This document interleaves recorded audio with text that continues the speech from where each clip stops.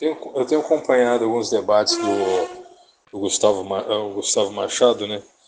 E o último agora com o Miorim talvez seja o mais extenso que tenha sido e por mais confuso em alguns aspectos, né? Parafraseando um sujeito que lembrou Nietzsche aqui, né? Dizendo que abre aspas, que os poetas turvam as águas para parecerem profundas, né? Esse negócio de essa enrolação sem objetivo que os dois acabam fazendo com relação às perguntas, só para parecerem mais atrativos, mais intelectuais, etc., em vez de partirem para o pensamento simplificado, né? Que deu origem às fábulas, assim. Eu acho que seria muito mais interessante se o debate fosse objetivo nesse sentido. Mas aí depois de um terço, um quarto praticamente do debate aqui, o Miorim solucionou um problema, uma questão que durou praticamente uma hora de enrolação para ser desvendada, né? Vou até ver a resposta, contra-resposta do Machado. Talvez eu grave um outro áudio até o fim e faça aí, no mínimo, dois áudios aí a respeito desse debate. Mas a pergunta do Machado do início, desde o início, uma hora de programa praticamente, de quase 4 horas, é sobre a questão, se os ricos têm e têm em grande quantidade, por quê? Quem explica essa lógica do terça? Não faz nenhum sentido. Ele vai e fala, tenta lá dissertar a respeito a respeito lá, explanando a respeito da origem da posse, do ter, que isso é recente. Aí cita Aristóteles, que o homem é um homem coletivo, etc., e que vai tentar destruir a ideia de posse, desejo de posse e desejo também de... Vai entrar aqui na parte específica muito interessante, que é a síntese dessa primeira hora, que é a respeito do poupar, investir e consumir. Então, os socialistas não conseguem entender ou dar sentido positivo ao consumista. Não, desculpa. Eles não conseguem, muito pelo contrário, disso, eles não conseguem dar sentido, por exemplo, o investir e o poupar. Para o socialista só existe o consumir, ou seja, todo mundo tem que viver com o mínimo possível que ele pode viver para a sua subsistência. Não sai muito do proletariado, né? Se a birra do proletariado é não ter os meios de produção, agora que ele passa a ter no socialismo os meios de produção, nada muda, porque tudo que é excedente para eles é um pecado, sabe? Então, se eles brigaram tanto com relação à igreja, por causa dos seus dogmas, agora existe um novo dogma de um novo Deus, de uma nova igreja que se chama Estado, e que o pecado, que o ideal seria o consumo, como se as coisas fossem eternas e como se a economia fosse estável, e desconhecendo totalmente a ideia do investir e do poupar, que o sujeito aqui vai mostrar claramente, que eu acabei até tendo raciocínio errado, porque o cerne da questão é que eles...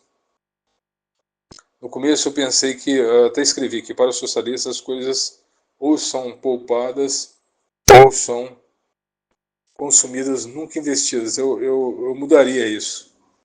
Para os marxistas as coisas só são consumidas. Elas só servem para serem consumidas e nada mais.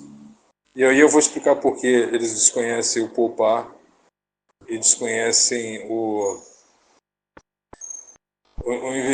investir. Vou começar pelo investir. Por que as pessoas então teriam terras em acúmulo? Seriam um tempo, o esforço, né, que os marxistas eles aprovam a meritocracia, né? Eles não acham que pelo tempo e pelo esforço isso não levaria nada a ninguém. Então, ninguém poderia alcançar, porque eles pensam com a mentalidade do século XIX, né? Acho que um grande erro também é esse raciocínio fora do tempo, né? Porque exemplos não faltam de pessoas que, por economia de tempo, né? Ou seja, investimento de tempo, por investimento de dinheiro, ou seja, correndo mais riscos, né? Pessoas, depois do século XIX, correram risco com relação ao dinheiro, perderam tempo, na verdade ganharam, né? Mas perderam tempo e se esforçaram. Como os socialistas, eles não querem correr risco, eles não querem perder tempo, porque eles são imediatistas, né? Eles só pensam em consumir. Como eles não querem, são contra o esforço, e que resta disso tudo é só o consumir, né? É trabalhar, comer, voltar para casa, fazer alguma coisinha, trabalhar, comer, voltar para casa, o que não difere muito do que já temos hoje em dia, sabe? Então a ideia deles é de conscientizar a população que, para o bem de todos, o nosso ideal é só consumir, trabalhar, comer, dormir, ter um pouco de descanso e só. Diferente disso, os outros sistemas propõem o investir, que acabaria tendo por retorno um certo tipo de conforto, e o poupar. Tanto investir e poupar são. Fui sair daqui. Eu estou aqui no. Tá, bom que parou aqui. Marcou aqui. Beleza, voltando aqui.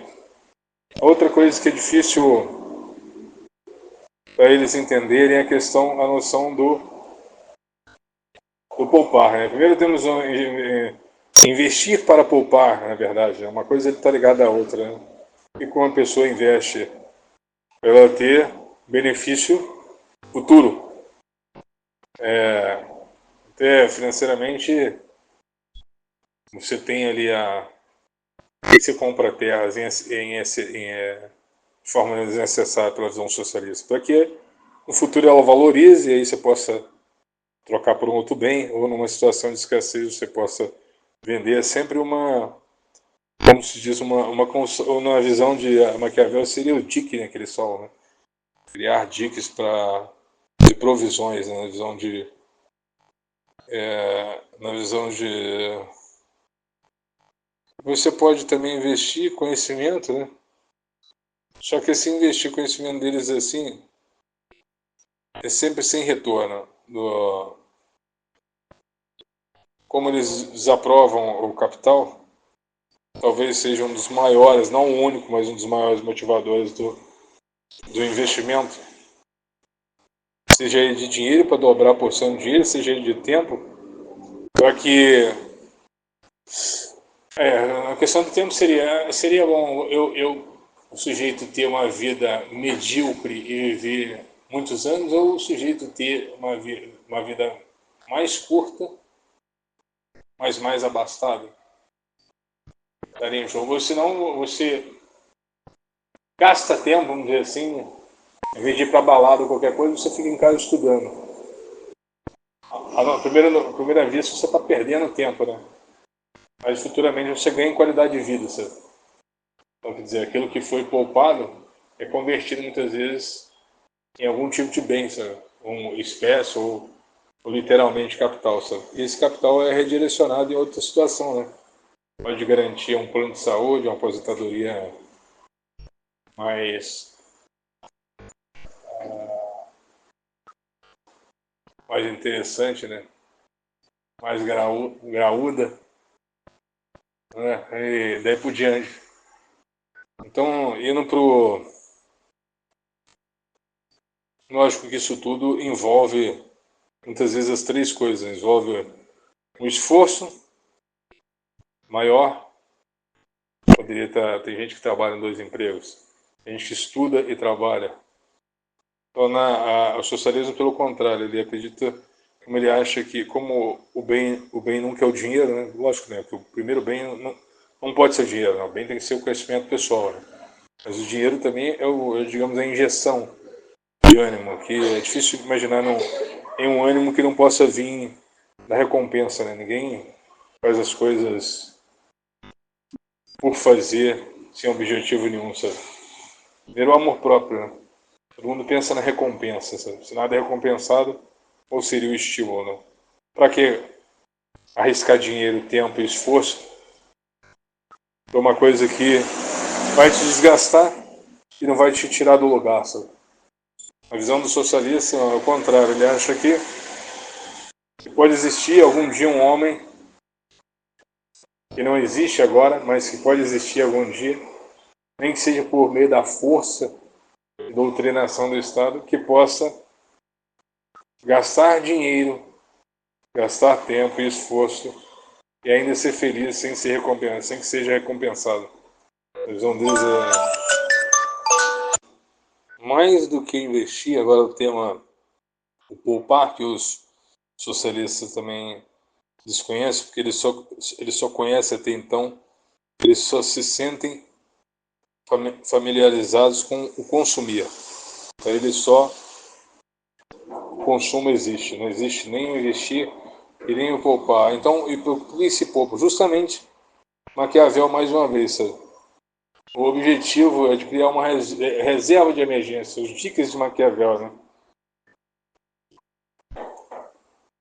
E por último vem a ideia do consumir, que é o que o comunista mais conhece, né? Mas o mais interessante é que ele gosta de consumir o do outro, né? E na lógica dele, se o outro não usa, eu tenho direito de consumir.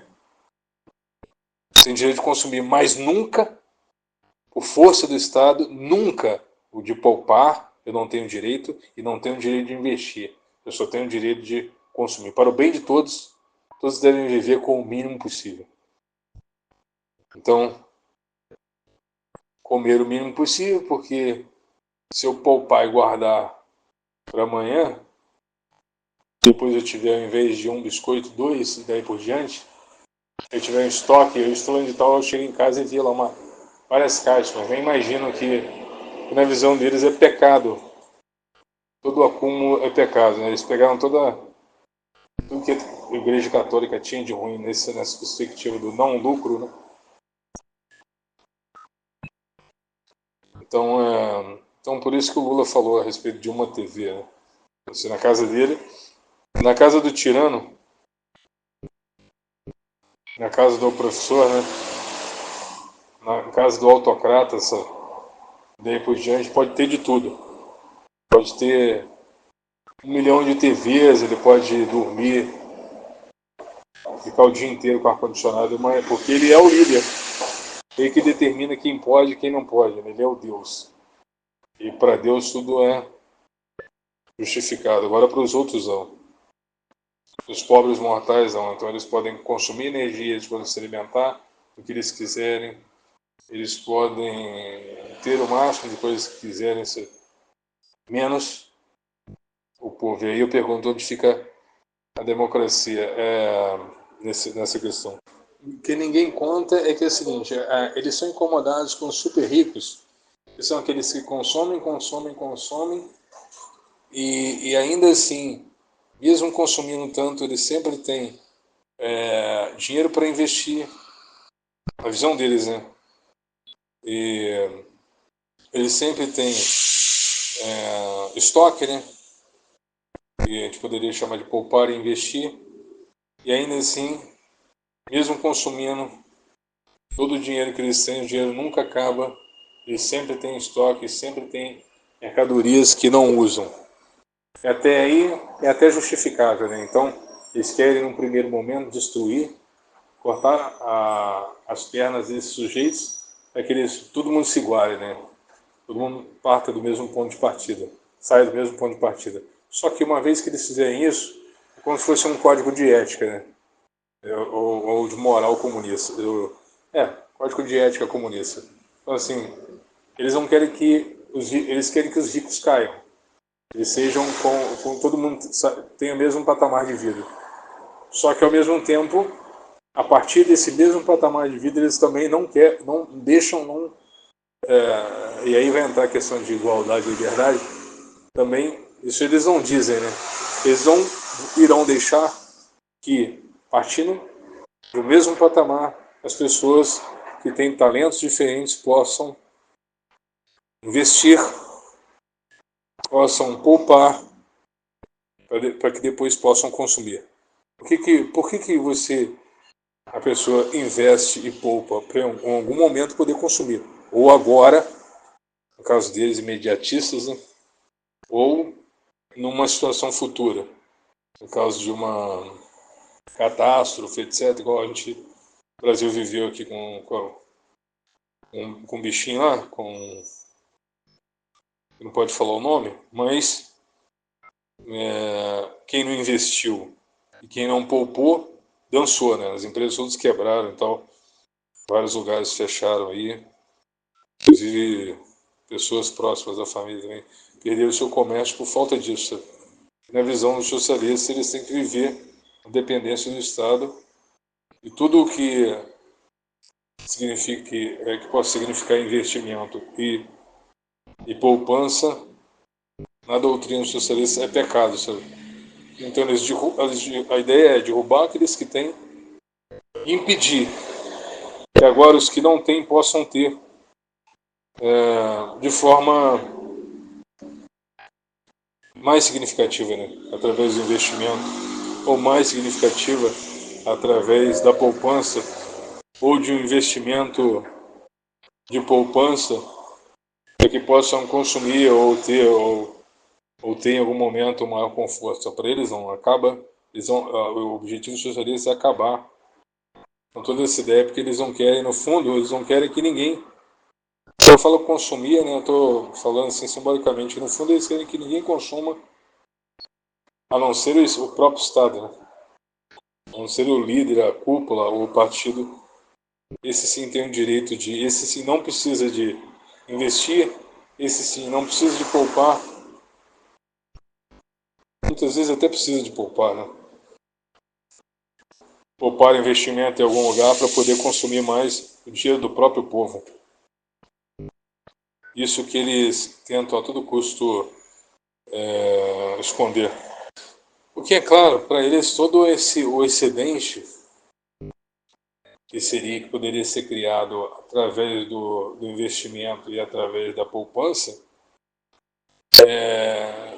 seria uma forma de garantir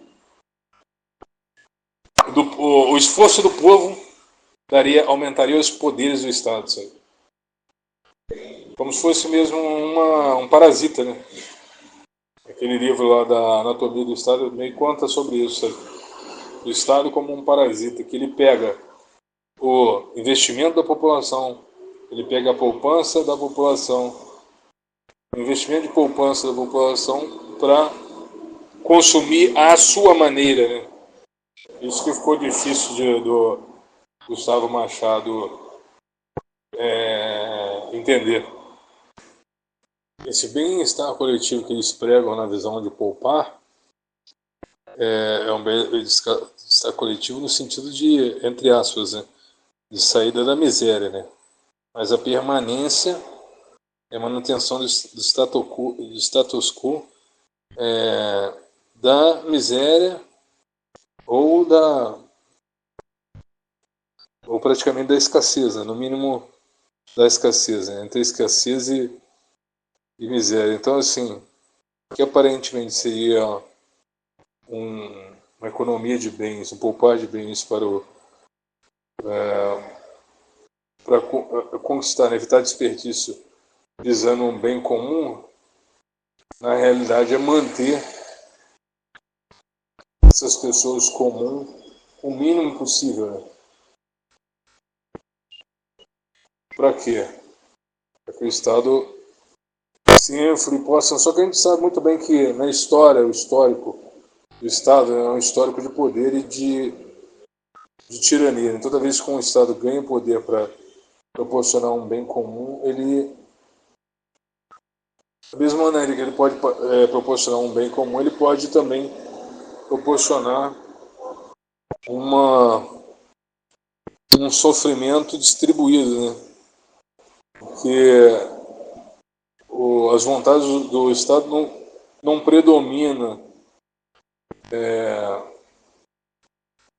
não se relacionam com as vontades do mundo, né? Necessariamente com as vontades do mundo. Né?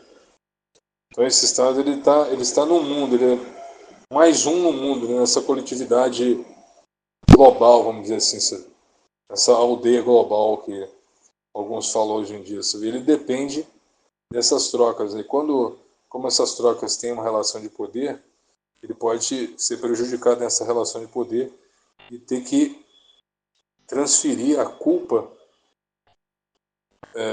ou compartilhar dessa culpa ou dessa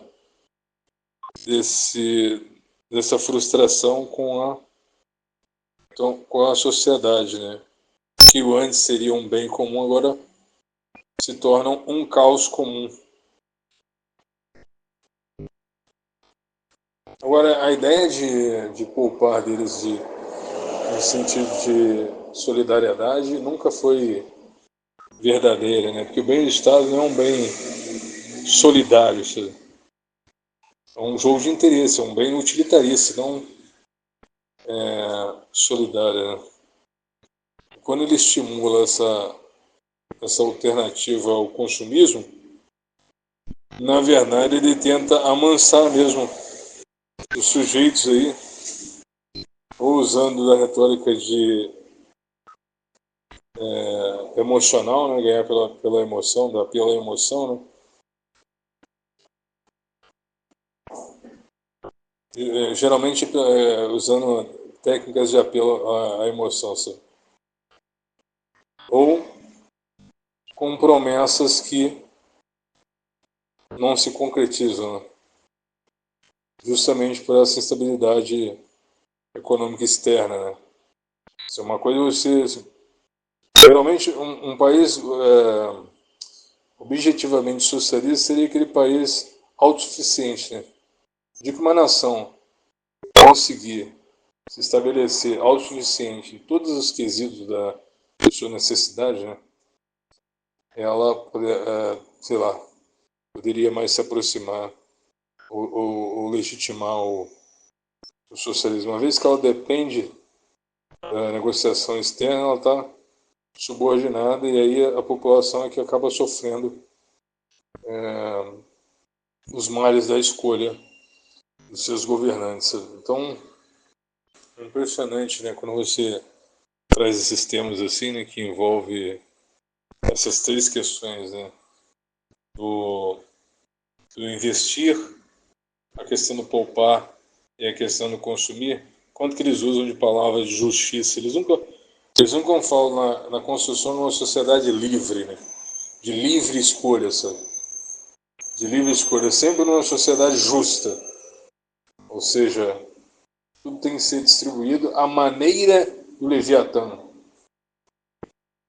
segundo as intenções do Leviatã, sabe? E nunca uma sociedade livre.